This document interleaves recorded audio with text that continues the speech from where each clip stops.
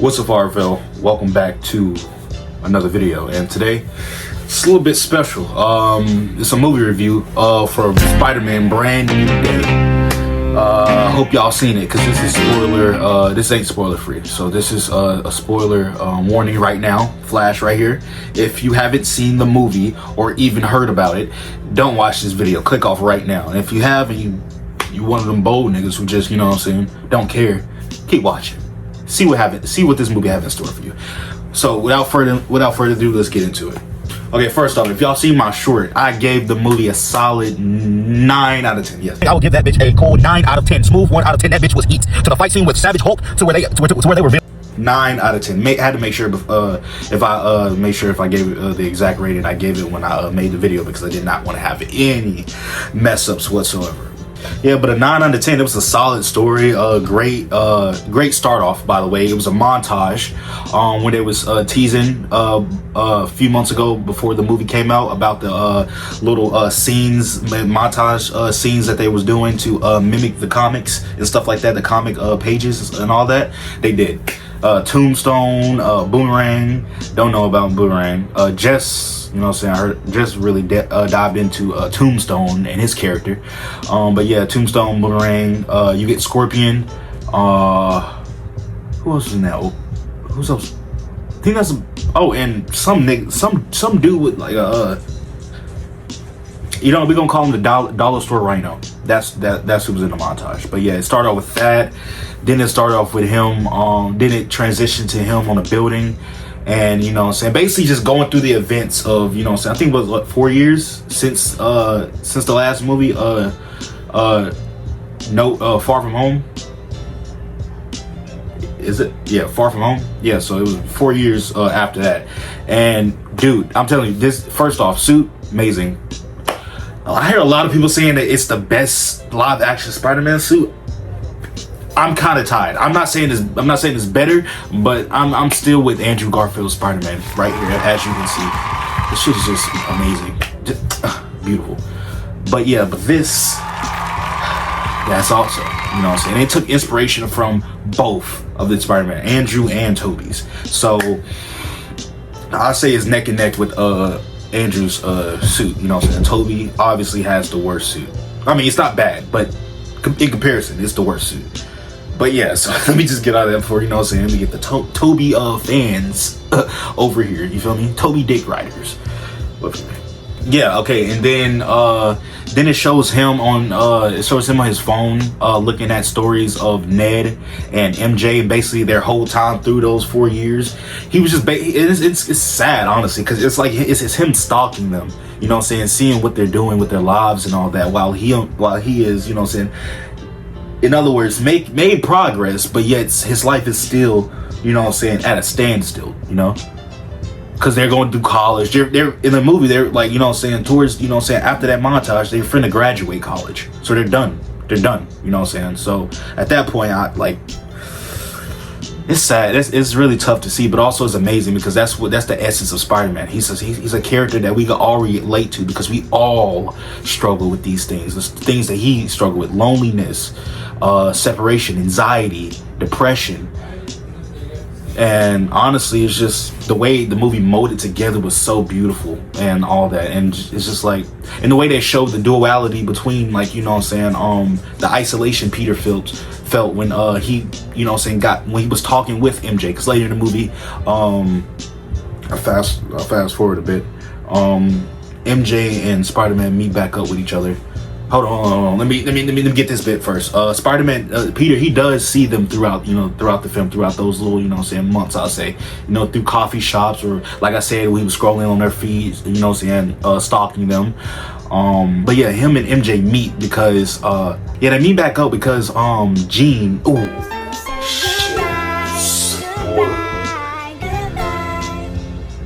okay.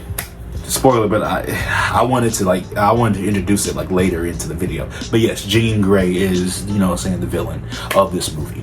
Shocker, yes. How they did it, and do I find it, you know what I'm saying, appealing in the way they did it, and how they introduce, or trying to introduce, mutants, even though they already kind of introduced mutants, but like fully introduce mutants, X-Men specifically. But it works, honestly, because it sets up, you know what I'm saying, it sets up society basically hating mutants, because that's the whole trope. It's basically like black people in segregation, but with mutants. Mutants are segregated, mutants are hated because of who they are, not because of who they are and what they possess. It's honestly like a jealous complex with people, but that's a whole other topic. But yeah, he meets with MJ because it was a threat on her life from Jean, and then he breaks into the apartment. He gets her, and it's so weird because, like, honestly, it's so unrealistic because it's like she doesn't, from her point of view, she doesn't know him at all. Nigga, Spider-Man comes into your apartment saying, I need to protect you. Please, you have to come with me. Okay, you're gonna trust him because, you know, so you see this nigga save like 1,000 people, you know, like every day. But at the same time, gang, she was just so reluctant. Like, it was a pause. She was like this. He was like, you have to come with me. And she was like, fine. That fast? I'm sorry, but no questions. Don't, like, she did ask a little questions, but like no real interrogation. Crazy. But this we get to my favorite part of the movie, bro. I loved Frank Castle, Punisher. He was the best. He was one of the best elements of this movie. Like, just seeing his street level character translated from the series and Daredevil to the big screen. That was amazing. I fucking loved it. And it was just like, it's like almost like character development, because like he's in a new environment where he never has been, so he has to explore these new avenues where he never have explored before, and it's uncomfortable. You see it. Like when he, spoiler alert again, when he was fighting the Hulk, when he was fighting Professor Hulk, Bruce Banner, dude, you can see the fear in his eyes. Nigga was like, wait, what is that? Bro, I'm telling you, bro, it was so amazing, bro. He was just so, like, just in shell shock. But obviously he's Punisher, so he's gonna put belt to ass when it comes down to it. Even though he wasn't really doing nothing, he still was holding, he still, you know what I'm saying, was, you know what I'm saying, fighting, you know what I'm saying, shooting, at least, you know what I'm saying, laying a couple rounds in Hulk. You feel me? He wasn't just, you know what I'm saying, running away with tails between his legs. So I give him props for that, for not running. But he did, however, psych Peter into fighting the Hulk, saying that he go get Jean while he fights the Hulk. Like, and Peter literally outright reluctantly say, "Are you trying to get out of fighting the Hulk?" He says yes. So that was fun. He was just amazing in the movie, honestly. Then, but back to, she goes with Peter, and then Peter brings her to Frank. You know what I'm saying? Peter brings her to Frank. Early in the film, Frank, you know what I'm saying, meets Peter first in the movie when they have that little whole chase in the city with those tanks, and Frank obviously is pursuing them because he sees the danger that they're causing. Spider-Man knows what, you know what I'm saying, Frank is capable of, tells him to go home and to leave it to him. They go this little back and forth, so then he kicks like a hole through his van, taking Punisher with him out the car. Just, you know what I'm saying, boom. But yeah, fast forward, you know, I don't know why I'm getting through this whole rant. I am sorry. It's just a lot to go through, and I don't need to go through the whole movie, honestly. So, my bad. So yeah, back, you know what I'm saying, him and Frank go through this whole thing about, Staten Island. I don't know what happened in Staten Island, but that got to be like a little short film, or like, you know, saying something confirmed, a little information, because apparently Spider-Man saved him and they was arguing. But then he's with him, but then he keeps her with him. Frank keeps MJ safe while Peter goes out to try to find Jean. MJ tells Frank that he needs to go save him, you know what I'm saying? And then Frank was like, I'm not made for that, but fuck it. You know what I'm saying? Better than staying here with you. So he goes there, and that transition to the whole fight with Hulk. Bro, I'm telling you, when Hulk turned into Savage Hulk, it was almost like a horror movie. Because like you wasn't expecting in that moment. You was like expecting, like, because like when they came into the building of the damage control people, you would thought that Hulk was already in his savage form. No, he was in professional Hulk form. Was fighting Spider-Man for a little bit, then fighting back and forth. Jean was messing with his head. They was fighting for control. Then boom, he's back into normal form. But his inhibitor's off. And in the film, right then and there, he was like, something. I think Jean broke something in me. I think it was like a mental barrier keeping him from Hulk and him Hulk. You know what I'm saying? Just like that barrier, that mental barrier that she just kind of just removed somehow. or tamper with, whatever. But bro, the way he said it, I think I can find a clip right now. Yes, you can, Bruce. Yes, you can. Get out of the building. Get out of the building.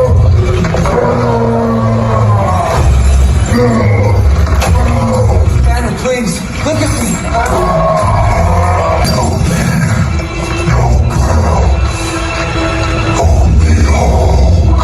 I'm telling you, that right there was peak. And then he said, no girl, no Banner, only Hulk.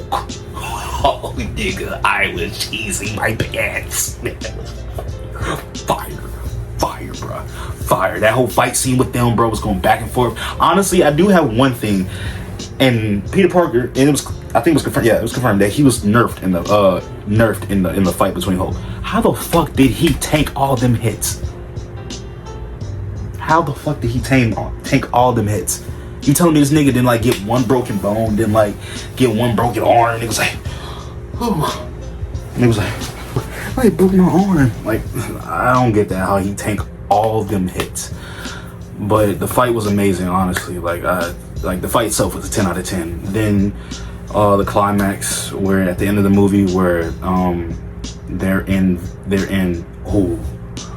the big, bro, one of, like, it had like a plot twist. One of the biggest plot twists in the movie was when Jean was captured by I don't know if he was the CEO or something, the leader of that little damage control sector. And as he was doing experiments on her, he was telling her how he did experiments on her sister.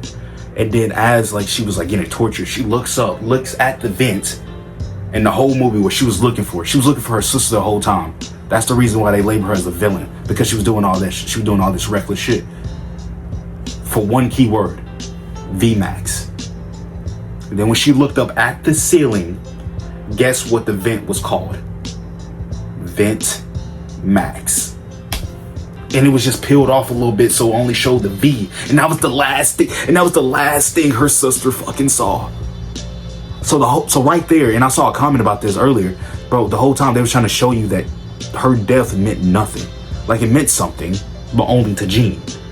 But in actually, she didn't die in no like glorious way in the all-out fight or anything. She didn't like what her last message to Jean wasn't even like anything like special. It was just her last thoughts, her last vision, the last thing she saw. And that right there, that was. But what really made me cry was the talk scene between Jean and Aunt May. And Aunt May comes back in this film in the form of Peter's psyche. She talks to her, you know, say in the place of Peter, and she kind of comes to and that right there was so beautiful. Basically telling her that she was so loved and cared for, and that no matter who treated her different, who treated her worse, the adults in her life treated her or anybody in her past, that to know that she is beautiful and that she is loved and cared for. Basically getting the message, no matter how you feel, how hopeless it is or how hopeless it may seem. I'm in that season right now. But to know that you are loved by somebody. And you may ask, who is that somebody? Look up. There's a person who loved you more than anything, who literally gave his life for you. Christ, Jesus. And this wasn't a promise. This wasn't a way to turn it back into Christ, to convert or anything like that. But I can't help but seeing themes that all point back to him. And it was beautiful. Not the scene, of course, but like the message. And then as they were in the psyche, bro, first off, Spider-Man was getting hella strong out of nowhere. Like, bro, I think he's probably one of the most strongest live action Spider-Man. Like the strongest live action Spider-Man, hands down. But probably one of the strongest version of Spider-Man. The way he did Scorpion, the way he was, you know what I'm saying, doing niggas, you know what I'm saying, it was just crazy. But the most impressive feat of his improved ability is the fact that his arachnid side, you know what I'm saying, let me just get this way, his arachnid side, his like arachnid, his spider DNA is increasing, you know what I'm saying, more than his human levels. So he's becoming more stronger, more agile, you know what I'm saying, organic webbing, I forgot to touch on that, organic webbing, bro, that was fire. The way they introduced that, but I kind of also, well, nah, let me not lie. I was about to say I kind of thought they was going to introduce it anyway when last movie, all 3 Spider-Man, was like, no, I didn't think about that. But yeah, but the greatest feat in the movie is when Punisher is like thousands of miles, like, well, not thousands of miles, I'll say yards. He's miles away. He snipes Jean. Because keep in mind, in this whole little section of the movie, she has her powers has evolved, and she's basically expanded her like psychic range out towards like I think the whole like half the city at least, or a portion of the city, where everybody was frozen and everything, still conscious but frozen. You can see that because you can see MJ just like shaking and like that single tear. She's conscious, she knows what's going on, but she can't move or nothing. So taking that into account, the only way that Frank knows how to deal with the situation is kill. So he snipes her, and this is like both of them are in deep in Peter Parker's mind. He turns, or he senses it in their mind first. It shows he senses it in their mind. His body reacts, looks at the bullet, and then position himself in front of Jean, and he gets hit. And you could tell that was like I don't know what type of fucking bullet, nigga, because that shit. Or Peter got thick skin, either that, because he is durable. You know what I'm saying? Because once it hit his back, because he shielded her with his front part and it hit his back, push both of them at least a little. Okay, video keeps cutting out, so I'm just ending it right here. But end credit scene first off. I think it's either, yeah, I think, first I thought it was setting up Miles Morales. Could be, but no, not really, no, because it's panning off to Earth, then the deep space, then Spider-Man. But no, that's clearly Battle World and setting up Secret Wars, you know what I'm saying, for also Doomsday. But I'm going to let y'all go. Make sure you hit the like, share, subscribe, and turn on post notifications so you do not miss another video. And I'll see y'all in the next one. Peace out. I've been busy.